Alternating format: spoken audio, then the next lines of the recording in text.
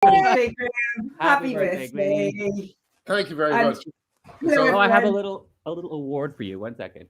okay. It Oh, says- Lord. Be careful with that sparkler, man. Oh, just It give says it all the gay world's men greatest what they superstar. want. What? Superstar. Oh, thank you very much. Thank you very much. That's it. I know that was just an excuse to put your ass into the camera. Yeah. That's what I thought. I can't hear you. I have to put my headphones back on. Okay. No, nothing. Good. You're gonna All have right, nothing. we're back to normal. You're gonna have to listen to that back, Artie.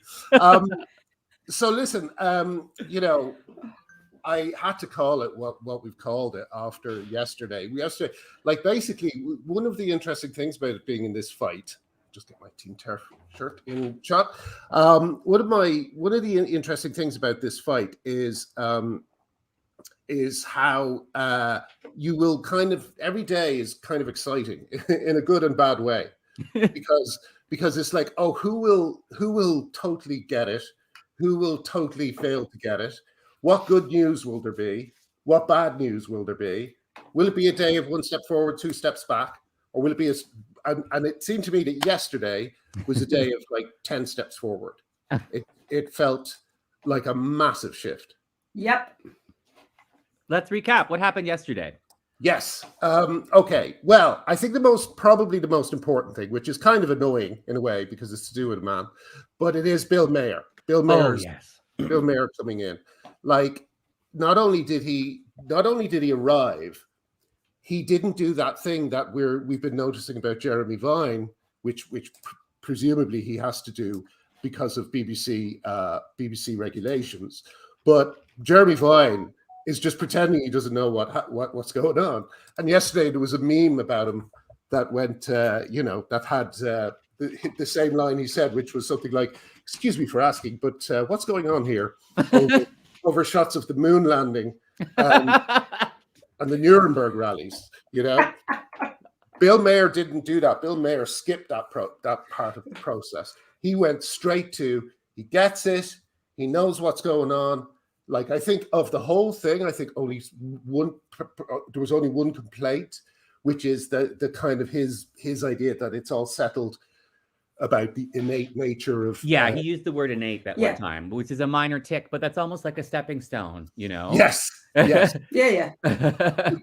The thing that I'll just remind people of why it can't be innate, because Elaine Miller speaks very eloquently about this, but trans people with dementia are traumatized when they discover their missing genitals and their transitioned bodies. So it's certainly not innate. Gay people don't forget they're gay. Straight people don't forget they're straight. But elderly trans people with dementia, they forget that they're trans to such an extent that it's traumatic. Poor buggers. Yeah, that is such an important. You've mentioned that before, and I forgot, and I'm glad you mentioned it again because that's one of those points that I have to keep in my heavy rotation. I have to keep it readily available if I'm trying to pique someone because it's such a crucial one. Now, these are people who are committing energy into pretending they're the opposite sex. This is conscious energy that they expend, and when they lose the ability to consciously make decisions because they become demented or they develop dementia. Sorry, that was not nice wording. Exactly, they don't have that ability to play pretensies anymore. Yeah. Yes, the whole thing must be constantly sustained. Yeah. Sustained with drugs, sustained with trying to get everyone around you to affirm, to try and get society to bow down to your will. It has to be constantly. But the bill, how do you say it? Maher. Somebody's saying it. Maher. It's like Johnny Maher. Yeah. I think what's really interesting about that is that it's the sort of liberal elites, the American sort of liberal elites now, and so many things filter eventually down from there. It is the sort of ultimate in showing your education, your sort of status. And a lot of this has been about showing sort of status, showing sort of woke status, how open you are, how cool and tolerant you are. And I think this is a first sort of crack to that people might now start to think, oh, hang on, like if they're saying it, then there must be something wrong in it. It's a massive deal. I think it is, this is a huge huge deal. I got a text message from a gay friend who sent me that clip saying, "What do you think of this?" And I was like, "Aha! We got another one!" You know, I was really excited. He's well and truly peaked. He's like, you know, this has gone too far, and those are his exact words, and I was thrilled by it. But yeah, to your point, Helen, this is exactly right. Everybody's using the trans movement and gender identity ideology as a shibboleth and as just to as a status marker to establish what their position is. Status marker, exactly. There's got to be science backing it. At some point, you have to go, okay, my status marker is founded in a claim, a scientific claim, and it's not true. Men cannot become women, and women cannot become men. You know, I like to compare everything to Scientology. Scientologists make all these claims that, you know, the universe is trillions of years old, and they've had past lives through trillions of years. And I always want to ask them, like, if that's true, then where are all the Nobel Prizes? If we have discovered that it is in fact trillions of years, the universe is trillions of years old, and that we've got past lives, we've figured out, you know, yes, all the leaders of the world would be uniting, you know, and they'd be like celebrating this great discovery, and that hasn't happened because it's obviously make believe.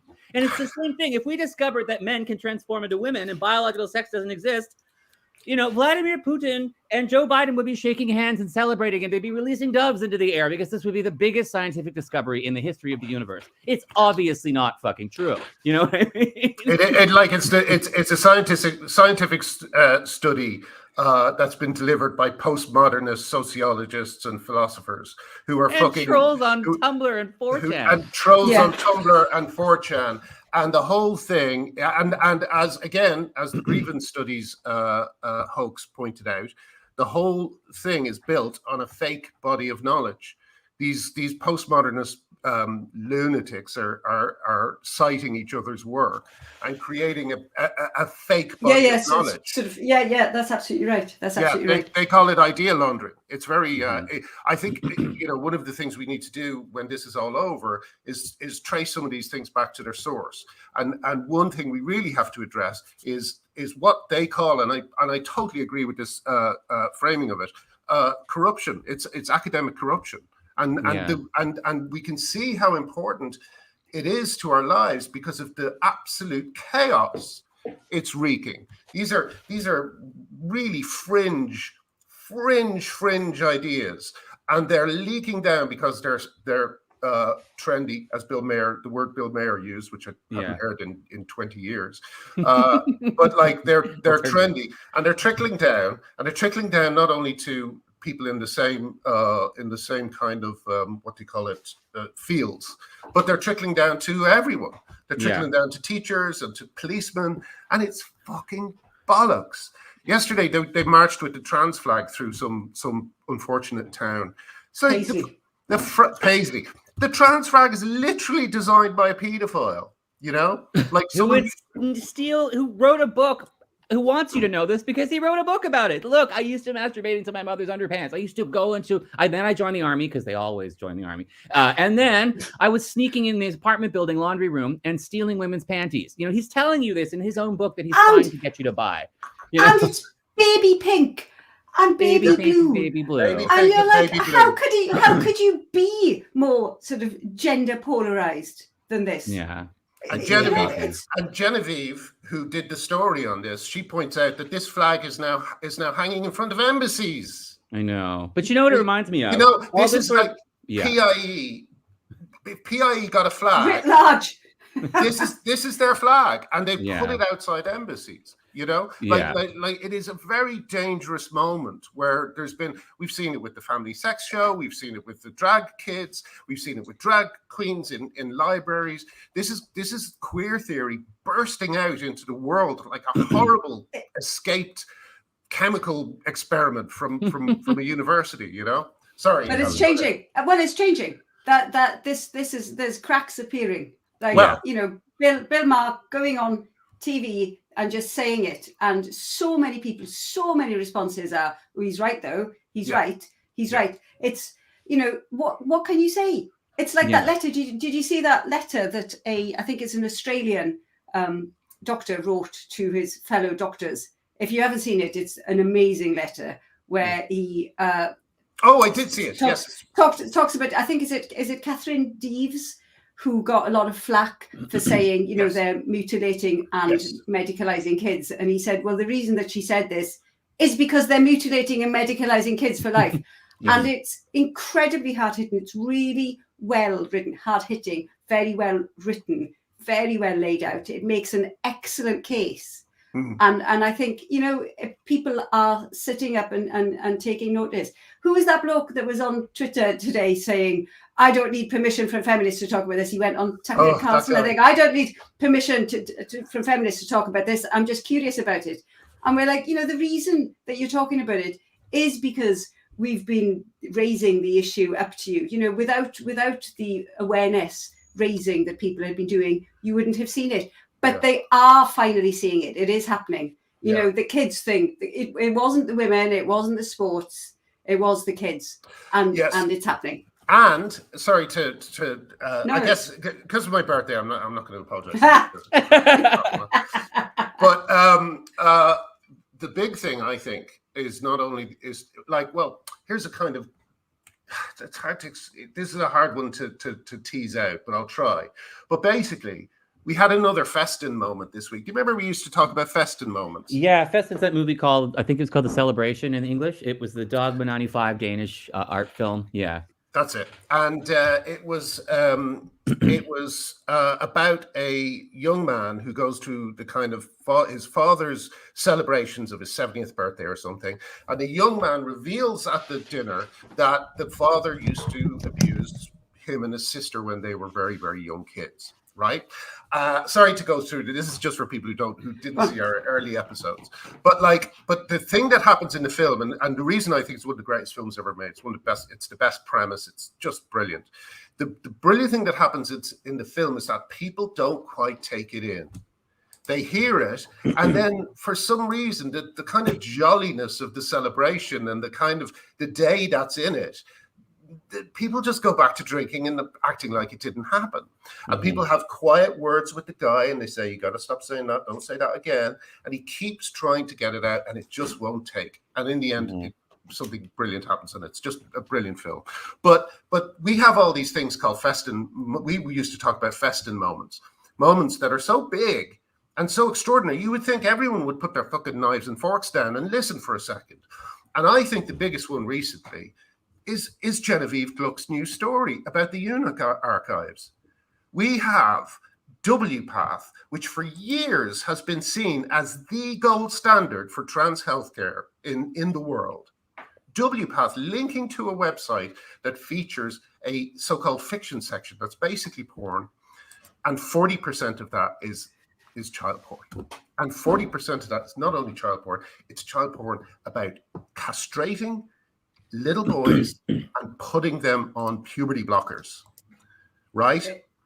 Why isn't this front page news all over the fucking world? Yeah, exactly. It's shocking. Like, it's there. We have the evidence. You have all seen it. And it is exactly that Festin moment where they're just like, I don't like this. It's too much. It's too much. I think it's too shocking. I think it is too shocking. I think people are looking at it and saying, if this was true, it would have come out earlier.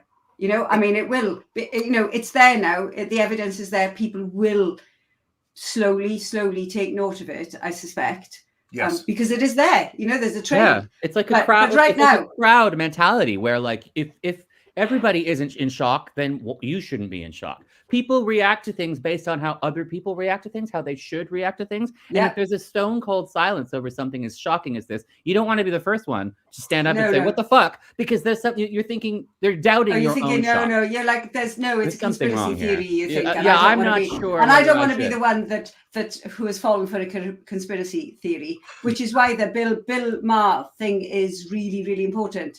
Because, again, you know, it's now dinner party conversation. He's saying this. And people are now going to be like, oh, maybe I can voice these slight doubts that I've had. And can I also say, Helen, that one thing that I think is very significant, unless I dreamed this news story, but I'm fairly certain I saw this news story. I couldn't find it again when I was looking for it. But I believe in the UK, it's been discovered that there are kind of middle-class hotspots for transitioning. And there are places like Blackpool, Brighton. I think they're basically middle class, kind of very trendy, very hip places, right? So I think I've heard that something like that too. Brighton rings a bell. Yeah. This isn't a surprise, is it? It's a way of sort of flashing again your credentials, your woke credentials, Helen, your yes, how cool you are. Yes, but my point is that he said the line he actually used was something in like Ohio. Yeah. Yes. Why is it regional? And like everyone's been going, oh, that's because they're all bigots in Ohio and stuff, you know. But the fact is that argument doesn't stand because it's happening in the UK too. You know, maybe someone could furnish us with the link I'm talking about, so we could put it in the description later. It also doesn't stand because we're not just seeing it regionally; we're seeing it in age demographics. You know, if it's suddenly safe for everybody to come out as trans, then you're going to have 50-year-olds, 40-year-olds, 30-year-olds, 20-year-olds all coming out as trans because it's safe for them all, especially the older ones, because they're the ones who have been in the closet longest. But we're seeing the exact opposite. We're seeing that it's exposure to social media and exposure to peer groups and exposure to propaganda is what makes you come out as trans. No, you know, the more and more exposed you are to these social groups, the more and more likely you are to come out as trans. It's not the more and more exposed you are to the because everybody's exposed to the idea that it's safe to be trans now. It's how immersed you are in the culture is what's going to make you trans. So that's just stone cold evidence. You know, Occam's razor says if it's only the people who are constantly, relentlessly being told they're trans that decide they're trans, then maybe it's because they're being told they're trans. You know? Yeah. I'll tell you an interesting thing happened today. There was another disgusting hit job on a gay man, Dr. Az Hakim. Yes, as Hakim by Patrick Strudwick, which was retweeted by Nancy Kelly. So this is another attack on a gay man, right? Another attack on a gay person while they're being sued by a lesbian. And they do this, you know, and Hakim's crime apparently was that, you know, he didn't immediately farm this. It's a really interesting article, actually. If you've read it, it's you know, it sounds to me. Well, I mean, I had the pleasure of being on a panel with him last year in a Welsh women sort of speak out event or Welsh people speak out event, and he came across as very thoughtful and very interesting. And if you read the article, it sounds as if it's like a 25-minute long Zoom sort of conversation, and it sounds as if he's doing exactly what you'd expect of a therapist, which is to start to talk about, you know, the sort of the reasons behind this sudden idea that this girl thinks she's a bloke. And it's you know, and even sort of Patrick Studwick can't really, from my reading, can't really play it to sort of, you know, he's pushing it to its sort of boundaries of how horrific it is. But you read it and you're like, it's all sort of very, very, very reasonable. Well, the only reason I know about it is because I met him the other night. I had a lovely dinner with him and some of the Tavistock whistleblowers and Helen Joyce. Wow. Yeah, we had a really it was an extraordinary night because, like, you're hearing the stories of the homophobia at the Tavistock, and they are really shocking. And again, it's because the kind of queer theory influence came in. The postmodernist influence came in, and you know, Dr. Az was just. I mean, everyone was telling me stories about the kind of the culture. I can't really repeat them, but the culture that was there, you know. And I think that when this comes out properly, as I think it will with a book or a documentary series or whatever it happens to be. I mean, obviously, all of it. Honestly, it's going to be written about and talked about, and there are going to be films like left, right, and centre when you know, when the whole scandal finally breaks. It's going to be everywhere, and it's going to be all like, where was everyone? And you're like,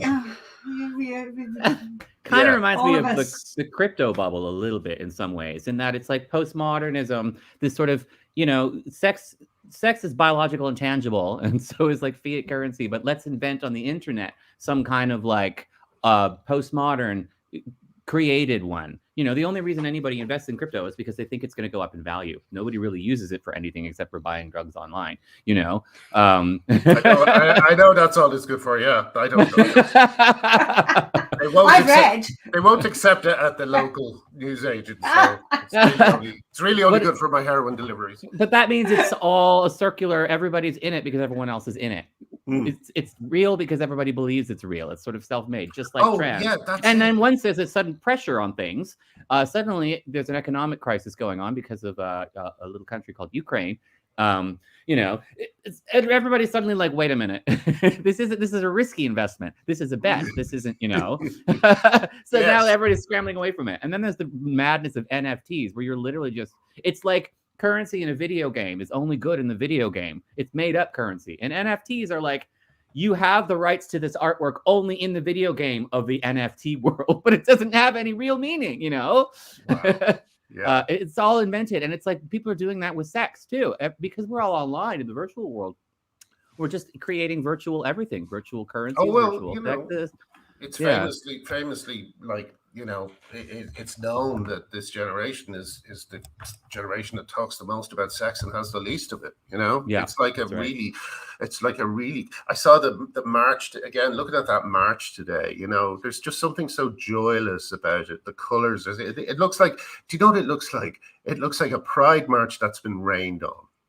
All the colors have drained out of it. It's just like all it is, you know. Yeah, I do feel sorry for them sometimes, you know. Yeah, I mean, like, I don't feel sorry for the ones who are threatening women and throwing them off. I mean, there was a very funny thing today. I don't know if you saw but I do feel really sorry for everyone who's been caught up, people with mental health issues, vulnerable people who have been caught up in this and being sold a lie and are being sort of and used as pawns. It's a terrible, terrible movement.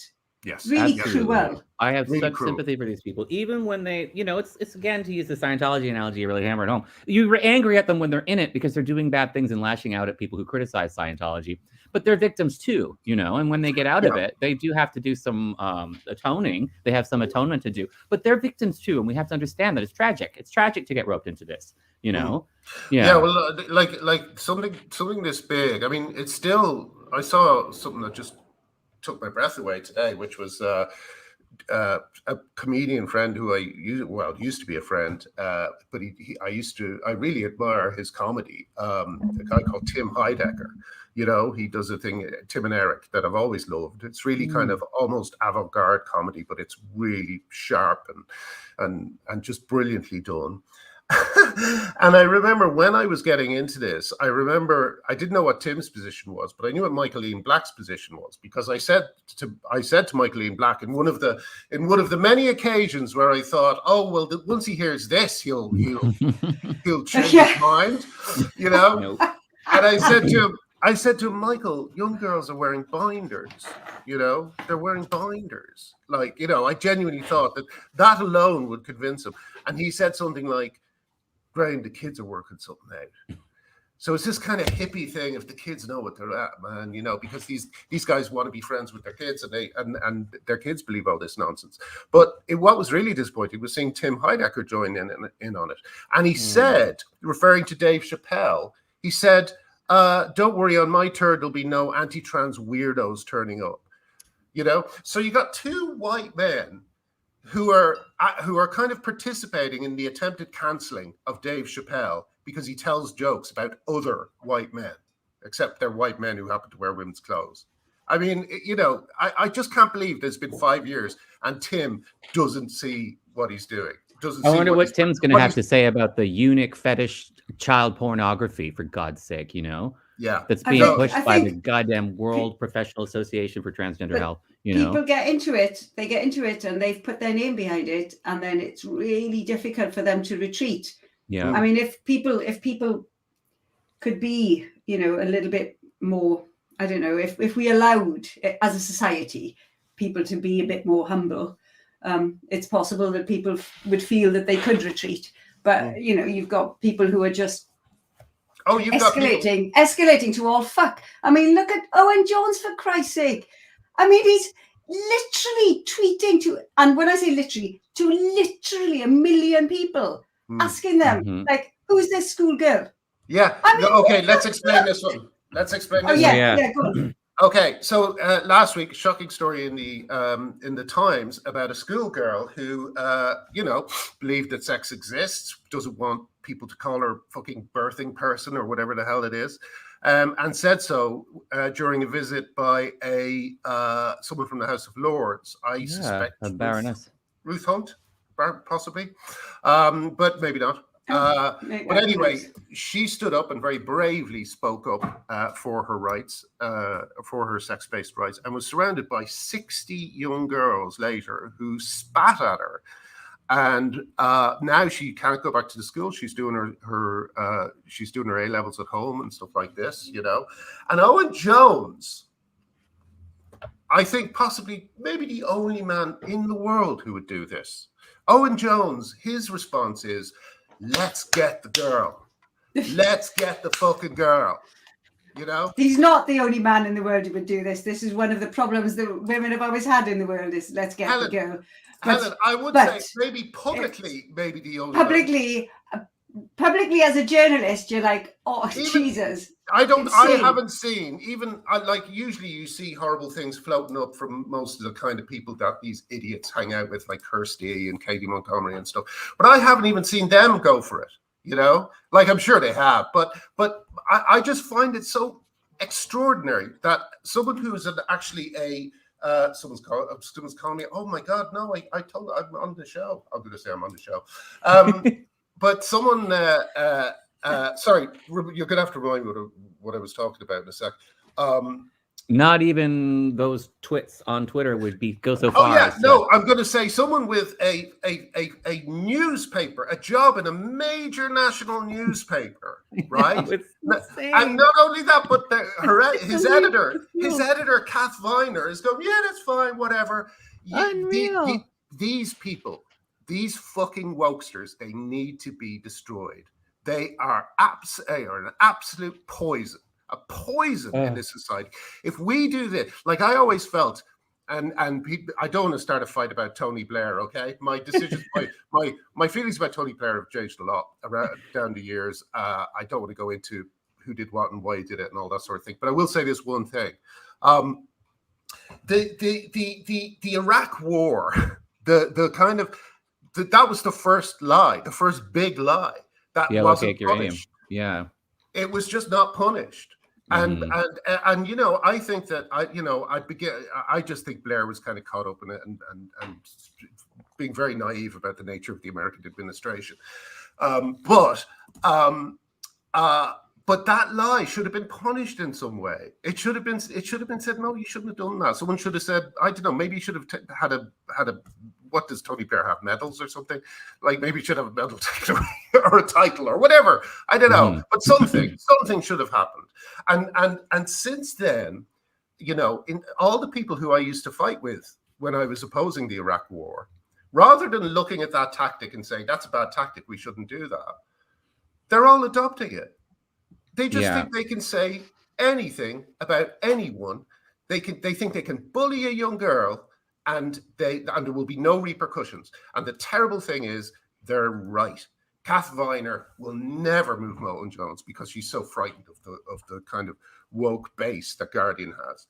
Yeah, well, that woke base is like we're in a situation because there's so much culture war in impasse. The left is so far left, the right is so far right now. They're just not speaking to each other. And this makes it so scary to have any kind of nuanced position. And it makes it so scary for people to move around. I always make the comparison with why the United States is so much more religious than the UK. And the reason is because the United States doesn't have a social safety net, whereas the UK has much of a social safety net. You have healthcare, Americans don't. So you need to stick with your community because your community is your safety net.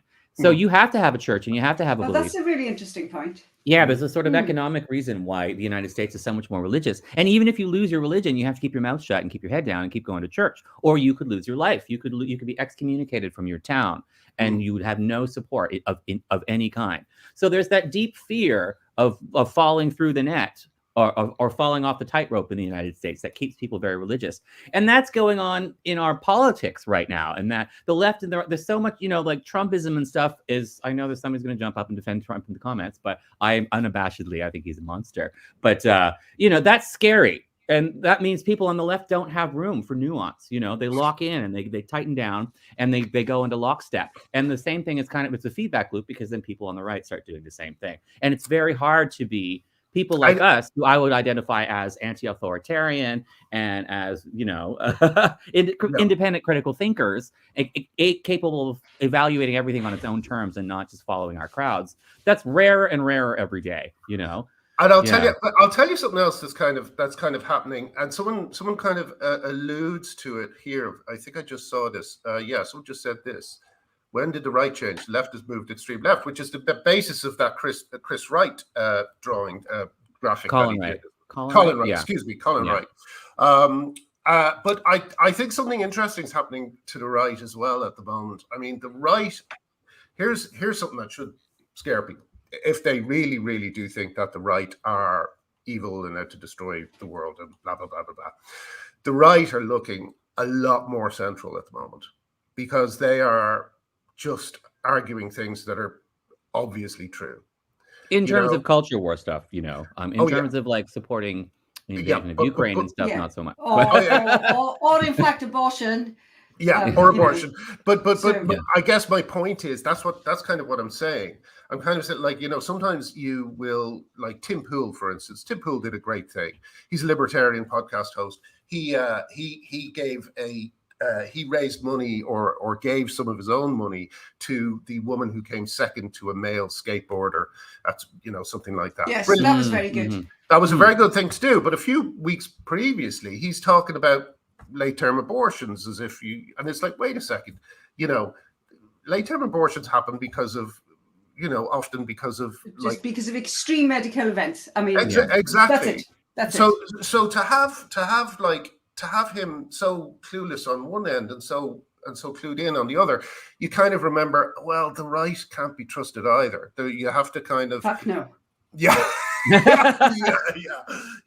have to have all the barricades are going to have to stay up until Well, until the end of time now, I think.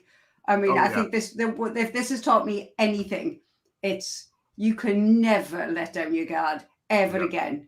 Like, it's been shocking to me how extraordinarily quickly men have just shown their hands in terms of women's rights. Yeah. So many of them gleefully, and I mean gleefully, jumping on the bandwagon in order to publicly denigrate and humiliate and laugh at women losing their rights. It's been the most extraordinary eye-opener, and we will never, or we should never, ever let down our guard again. That is so true. And I echo that as a gay man for gay rights too, because we're just teaching gender non-conforming kids and same-sex attracted kids to fix the gay away, that it's, China passed a law that's banning media representation of abnormal aesthetics, which is to say feminine men. And at the same time, they introduced a law saying you're not allowed to broadcast images of feminine-looking men or men wearing feminine clothing. They introduced the first transgender pediatric clinic in China. So, this is just a cure for homosexuality all over again. And you see it, the many that's pretty obvious, isn't deeply it? homophobic parents seem to just not want a gay kid, to the point where they're literally going to take their kid and give them surgeries to pretend that their kid isn't gay. It's really scary. And you see a lot of homophobia coming out of, people getting so upset about the trans movement, about gender identity ideology. It's splashing back on gays already, let's spread this out a bit. Like, I'd say the most kind of right-on show in the UK at the moment is Doctor Who, right? Sorry? Oh, yeah, looks good. My son chooses now to give me my present. He just holds up a book and he goes...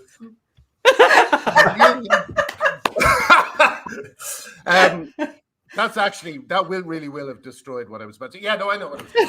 Okay, Doctor Who, the wokest show on TV. Pregnant men, shape-shifting gender aliens, whatever it happens to be. Woman play Doctor Who, big moment. Everything is just as Doctor Who fired a gay man because That's of right. to stand up for cross-dressing straight white men. Sorry, I keep saying white. Let's just say straight men.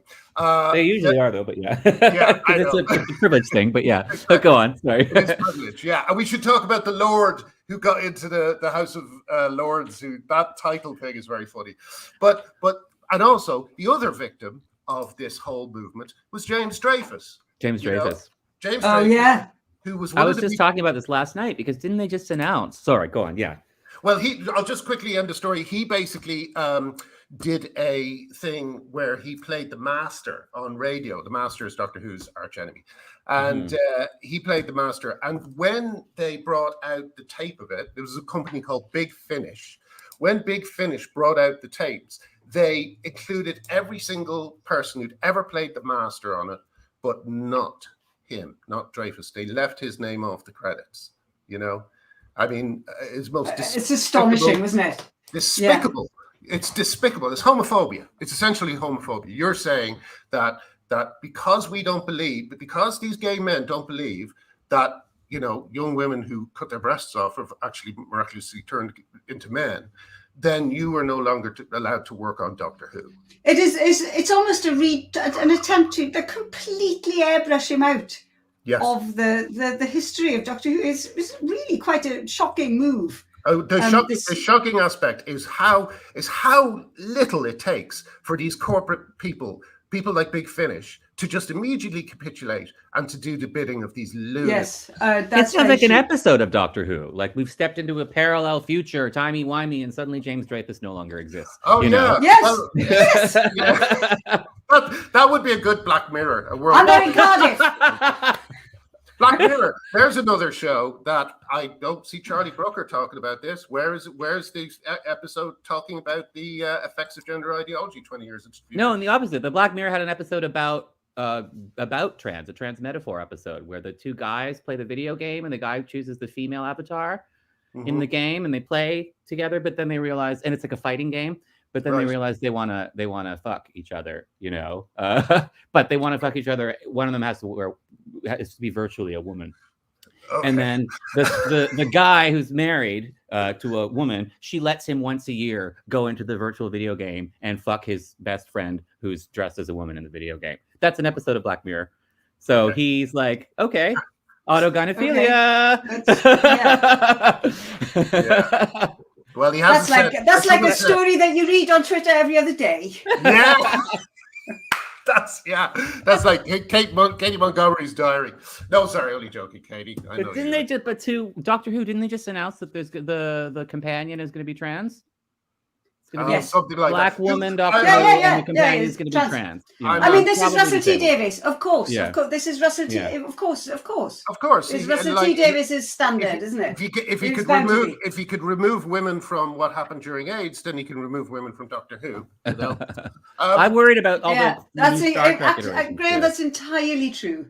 That's exactly what happened. Women play no part in Russell T Davies's worlds, none at all. It does seem to me that he well, I don't know. I mean, judging by the fictional depiction in the thing, it doesn't seem to like him very much. Like the woman was the one to blame for the whole thing. It's like the whole thing.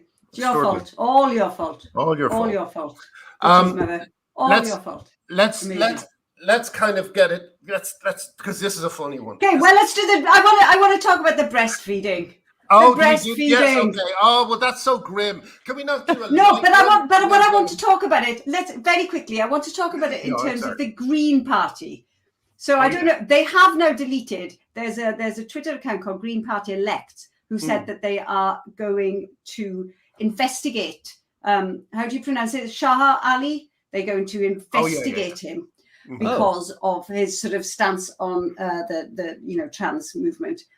And yet the tweets that they decided to quote him on were one where he is quite rightly suggesting that maybe newborn babies should not be force-fed the product of drug-induced male lactation. Yes. And plus he was screenshotting a chap who was calling him the most vile names. And the Green Party, I'm going to call it the Green Party, this is the hill they chose. They chose this one to say what a terrible man he is. Yes. And you're like, how have you got you? You're the Green Party. You know, like even if you put all of the morals of it aside, how is this green in any way, shape, or form? Yeah. Like it's the very basis. I think of the your milk is green. Ideology. I think the milk is green, Helen. No, like the and also, can we just point out? I want to make this very clear because it's one of those weird ones where if you look at it the way it's framed, you might think, oh yeah, isn't that lovely, you know? But don't look at it the way it's framed. There was one person who did this, one bloke. He admitted that he got off on it. He said, yeah, I got off on it a little bit. Don't judge. Another one of these fucking hiding in plain sight moments. It's like, stop it. Stop it. Men getting aroused by feeding their babies is not good. It's not a good thing. No, it's not a good. No, there's nothing. All right, I'm against it. Let's get that one out of the way. Right, you wanted to cheer. No, Helen. Well, I mean, you know, I just thought that was such a grim story that I just wanted to get on to the funniest thing, which is the whole the exquisite male privilege of this next story is something to be believed. Something that wait, that's not a phrase. Something to be believed. Where did I get? It's something to be marveled at. Sorry, I don't know what I'm talking about. Does anyone can someone list the facts, because I don't know the name of the guy and stuff like this. All I know is a Lord. The Lord. Yes. You know who I'm first talking about. Lord Simon, I think, was it? Lord. Yeah. And he's like, he's transitioned, right? He's a trans woman, okay? And he has no Matilda Simon. And there's a rule Matilda. That these, what is it? Is it a kind of peer that passes down through parentage? Is it a peer that passes? That's what it is. Must be.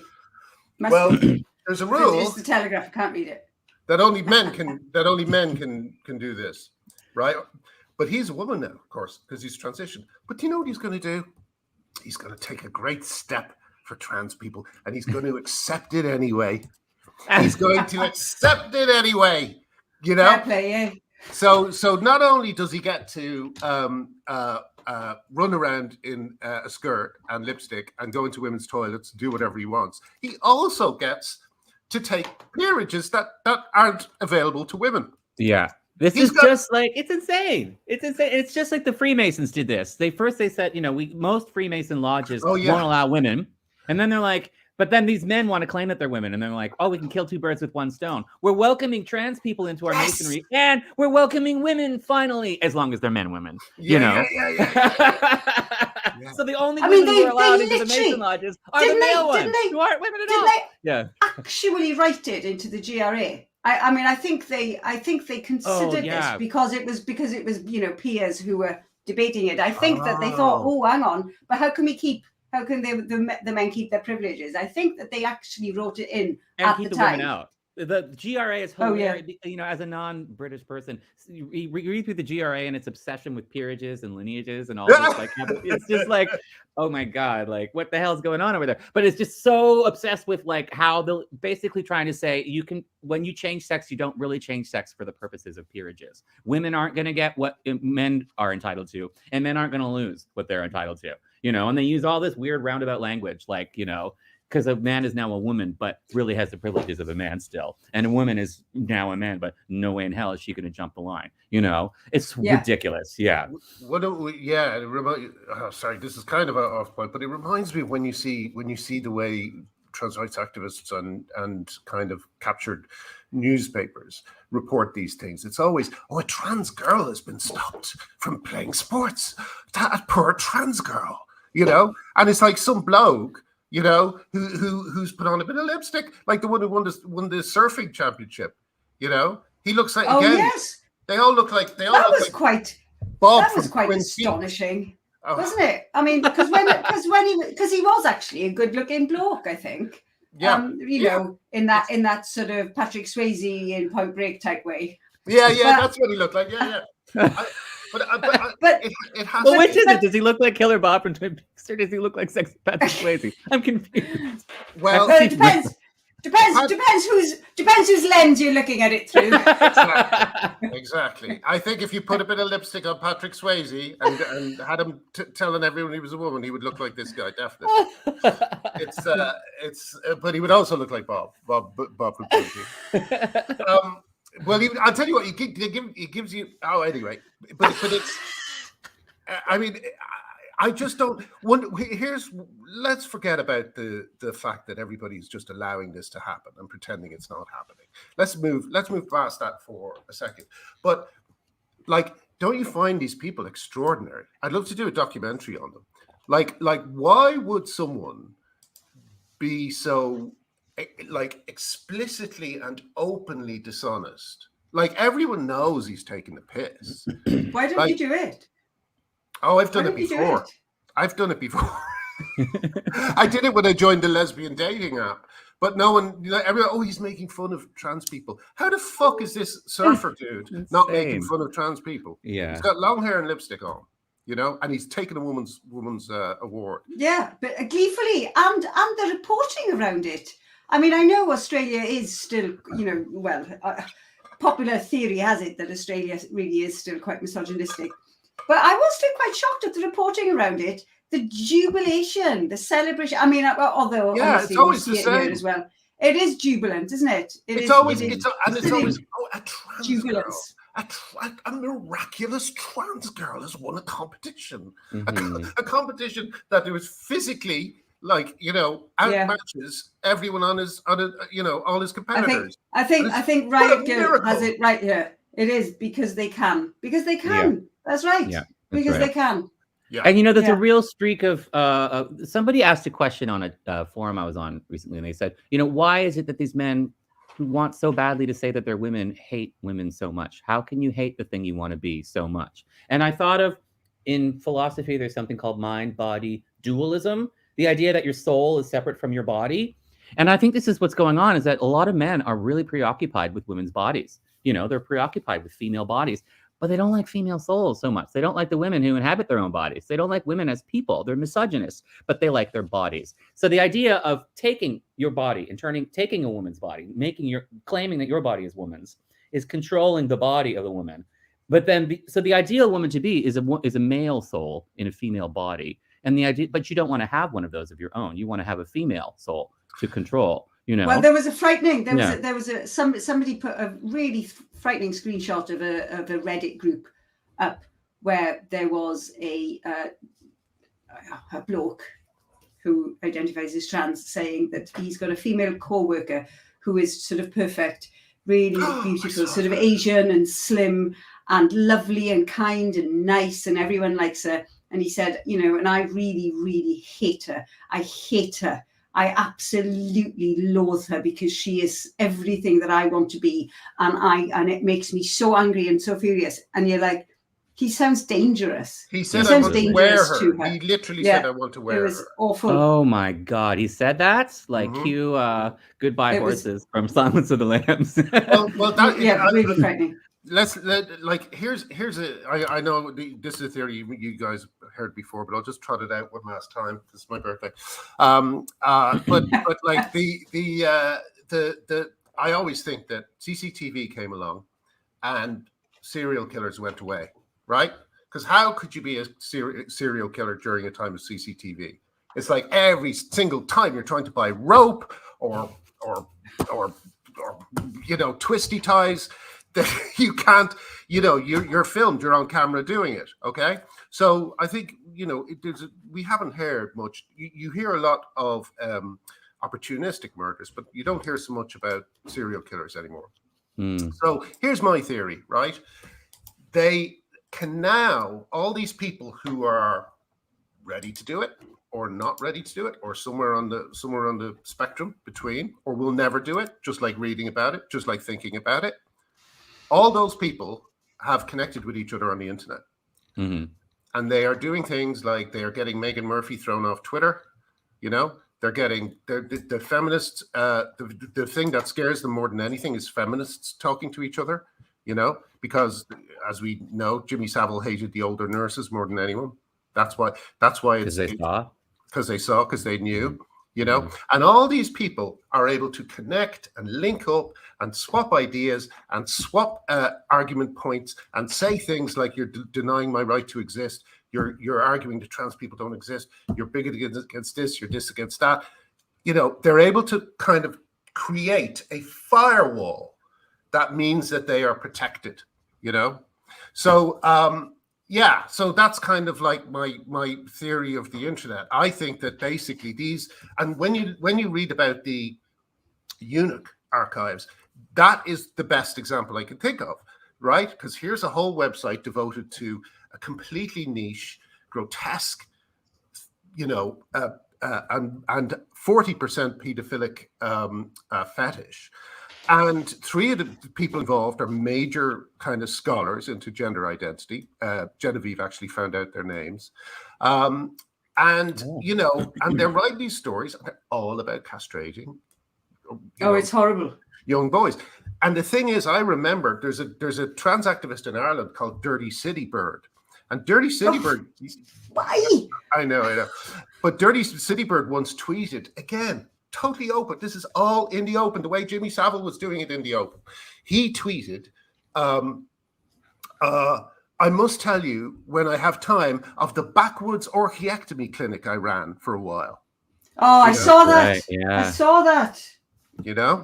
And you'd think, okay, so not only have the serial killer, the serial killers have taken the loss of not being able to kill women, but they've kind of made up for it by being open about these grotesque, perverted, desires, and I think that the again, there's going to have to be some very careful unpicking done, because there are a lot of people who aren't like that, and these people are hiding amongst a larger group. They've glommed onto trans rights, and really very, and not hiding that well either. Really not hiding that well. Exactly. They can't help telling on themselves. That's an interesting thing that happens. Amy Challoner was just like that. Could not help telling on himself. They like, what's the guy's name who? But a lot of it is the point of getting away with it, isn't it? There's no fun in it. If people if people aren't seeing it, it's. I mean, that is part of it. In many cases, anyway, I think. Yeah, Graham introduced us to the term duper's delight on his Substack last week. I had to Google that, and I read all about it, and I was like, oh my God, this is the best term. It's so fucking apt. Stella O'Malley told me it, who was also there the other night. By the way, Stella O'Malley has been smeared in the most disgraceful manner by a Irish politician. And it's really interesting, because he's been caught out, it's been shown he got it wrong.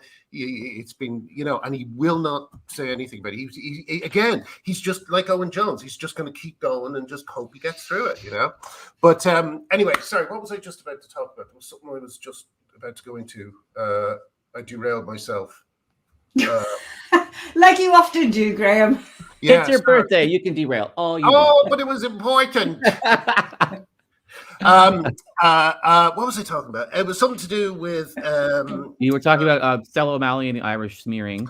Yes, no, the Duper's delight. She told me that phrase, and she said that apparently Hitler, when he was talking to Chamberlain, and Chamberlain was giving him everything, Hitler wanted, and Hitler was persuading Chamberlain that everything was going to be cool. Hitler apparently had to go into a neighboring room from time to time and jump up and down with excitement and glee. Sounds like a Charlie Chaplin version. Apparently. He's buying it. That's my impression of Hitler. I've even got one ball. Your son's like, oh, Dad. Yeah. Anyway, well, listen. Speaking of my son, we are due for a dinner and a movie, so I will probably. Oh, lovely. Call this a day. Yeah, thank you, guys. I've really enjoyed myself, guys. Wait. It's been lovely. Way too long. Go out with really nice. Sparkles. Yeah. We have to talk. Yay! Thank you. And it's lovely. Loads of people turned up in the comments. It was lovely. Really, some really interesting conversations going on there. Thank you, I got some lovely letters. you know, so many. I can't reply to them all, and so many happy birthdays. I really do appreciate them all, and I read all of them. So you know, oh, that's nice. All right. Well, we'll see you soon. Thank you, Arnie. Bye. Bye. Thanks, everybody. Like and subscribe. Buy us a puppy. Like and subscribe. Bye.